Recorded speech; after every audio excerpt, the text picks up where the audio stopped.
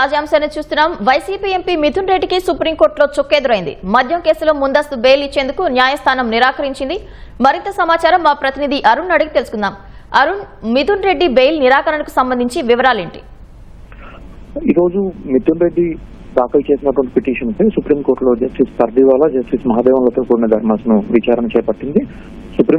రాష్ట్ర high court, Andhra Pradesh high court ముందస్తు bail ఇచ్చేందుకు నిరాకరించడము, ఆ వెనువెంటనే హైకోర్టు ఇచ్చినటువంటి తీర్పును మిథున్ రెడ్డి సుప్రీంకోర్టులో సవాల్ చేశారు. నిన్న పిటిషన్ దాఖలు చేయడము, అదే రోజు ఈ రోజు విచారణ జరపడం జరిగిపోయింది.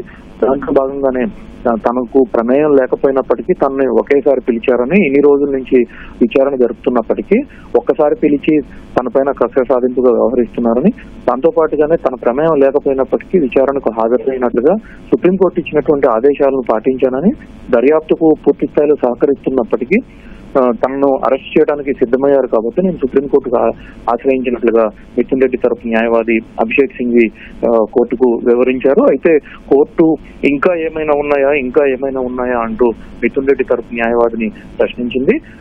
మిథున్ రెడ్డి తరపు న్యాయవాది ఇచ్చినటువంటి సమాధానాలతో సంతృప్తి చెందని ధర్మాసనం ఆంధ్రప్రదేశ్ ప్రభుత్వం తరపు వాదించినటువంటి ముకుల్ రోహత్గి కూడా మీ వైపు నుంచి ఆర్గ్యుమెంట్స్ ఏంటి అనేటువంటి మాటను ప్రశ్నించి, ముకుల్ రోహత్గి విచారణ జరుగుతున్న సమయంలో ఈ రకంగా ఇప్పటికీ 3 సార్లు వచ్చారు అన్న విషయాన్ని ముకుల్ రోహత్గి సుప్రీంకోర్టు దృష్టికి తీసుకొచ్చారు.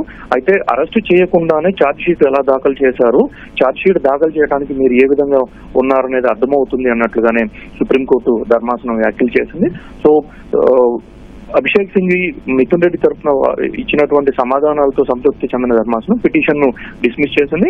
అదే సమయంలో తనకు సరెండర్ అవడానికి పార్లమెంట్ సమావేశాలు ఉన్నాయి, నేను ఎంపీగా ఉన్నాను కాబట్టి అరెస్ట్ అవడానికి లేదా సరెండర్ అవడానికి కొంత సమయం ఇవ్వాలని, లొంగిపోవడానికి కొంత సమయం ఇవ్వాలని సుప్రీంకోర్టుకు విజ్ఞప్తి చేశారు. అయినప్పటికీ కూడా సుప్రీంకోర్టు సంతృప్తి చెందకుండా లొంగిపోవడానికి కూడా సమయం ఇచ్చేందుకు సుప్రీంకోర్టు నిరాకరించి పిటిషన్ ను డిస్మిస్ చేసింది.